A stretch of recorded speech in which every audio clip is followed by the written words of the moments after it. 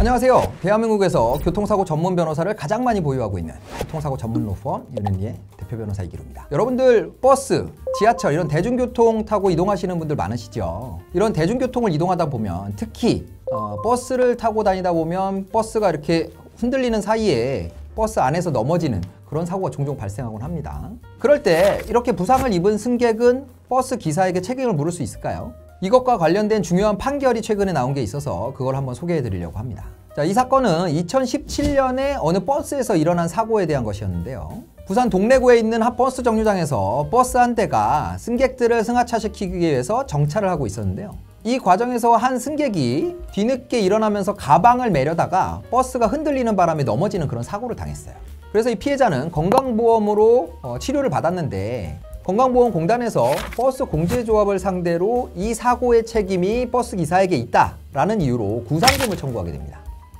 건강보험공단 측의 논리는 버스 기사가 승하차하는 승객의 안전을 제대로 지키지 못한 주의의무 위반이 있다, 이런 것이었고요. 공제조합은 운전자에게는 어떤 과실도 없다, 본인이 넘어진 것이다, 본인의 과실로 넘어진 것이다 라는 취지로 맞섰습니다. 여기에 대해서 1, 2심 판결은 모두 버스 공제조합의 손을 들어줬는데요. 판결 내용을 간략하게 보면 이렇습니다. 버스 기사가 차량을 정차하는 경우에 반드시 반동이 없도록 운행할 의무는 없다. 오히려 승객은 어느 정도 반동이 있을 것이라는 것을 알고 대처해야 한다. 그리고 이 사고 당시 반동이 심했다고 보기도 어렵다. 피해자는 정차 전에 자리에서 일어나 가방을 매려고 하면서 손잡이를 잡지 않았다. 당시 버스 안에 승객이 많지도 않아 미리 일어날 필요도 없었다. 따라서 버스 기사에게 과실이 있다는 건강보험공단 측의 주장은 받아들이지 않는다.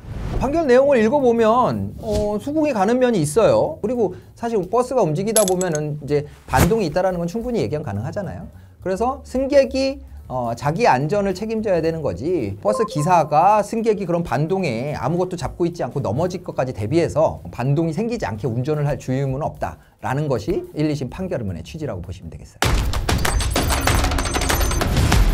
그런데 이 사건은 대법원에 가서 다른 국면을 맞이합니다. 작년 2021년이죠. 11월 10일 빼빼로데이에 이 판결이 선고가 났는데요. 대법원 판결의 취지를 보면 자동차 손해배상 보장법을 만든 취지는 자동차 사고로 승객이 부상을 당하게 되면 운행자는 승객의 부상이 고의 또는 자살행위로 일어난 것임을 증명하지 못하는 한 운전상의 과실 유무와 관계없이 승객 부상에 대하여 책임을 주자는 것이다. 그런데도 원심 재판부가 승객이 부상을 입었음에도 이 모든 책임이 승객에 있다고 판단했기 때문에 자동차 손해배상 보장법의 취지에 맞게 버스의 보험사인 공제조합은 승객에게 부상에 따른 손해를 배상할 책임이 있다라는 결론을 내립니다. 이렇게 해서 대법원에서 버스 공제조합의 책임이 없다라는 원심 판결이 파기돼서 환송이 됩니다. 아마도 파기된 환송심은 지금 현재 진행 중일 거라고 생각이 되는데요. 이 판결은 결국 무엇을 이유로? 자동차 손해배상 보장법의 입법 취지를 이유로 이 원심 판결을 파기한 겁니다. 즉 버스 승객이 고의 또는 자살행위로 본인에게 손해를 초래한 것이 증명되지 않는 한은 일단 승객에게 어떤 사고가 발생하면 버스 기사, 버스 공제조합에서 책임을 져야 된다라는 취지라는 거죠.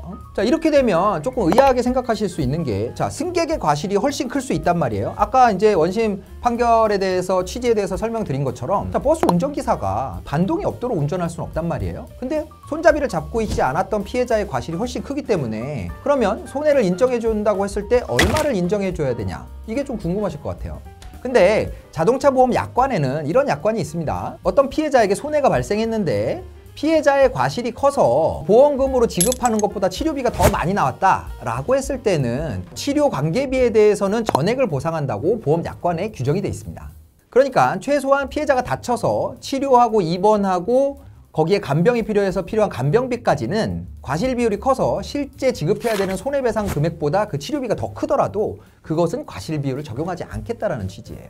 말하자면 자동차의 운행으로 인해서 누군가 다치게 됐다면 과실 유무를 따지지 말고 최소한 치료비까지는 지급을 하도록 하자라는 것이 어떤 제도적인 취지라고 생각하시면 될 것 같습니다. 당연히 제일 좋은 건 사고가 나지 않고 또 버스 운전자도 좀 더 안전운전하고 또 승객도 손잡이를 꼭 잡아서 자신의 안전을 스스로 지키고 이런 습관을 들이는 게 제일 좋겠죠. 어쨌든 버스나 자동차, 승하차 중에 사고, 어떤 상황에서 사고가 나더라도 자동차 손해배상법의 취지상 면책이 되지는 않는다.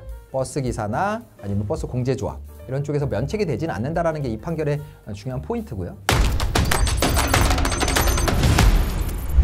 만약에 대중교통을 이용하다가 사고가 났다라고 했을 때는 이런 법리가 있다, 이런 판결이 있다는 거 알아두시면 도움이 되지 않을까 싶습니다. 오늘 영상이 도움이 되셨으면 구독, 좋아요, 알림 설정 부탁드리고요. 지금까지 교통사고 전문 로퍼 윤은희의 이기를 변호사였습니다. 감사합니다.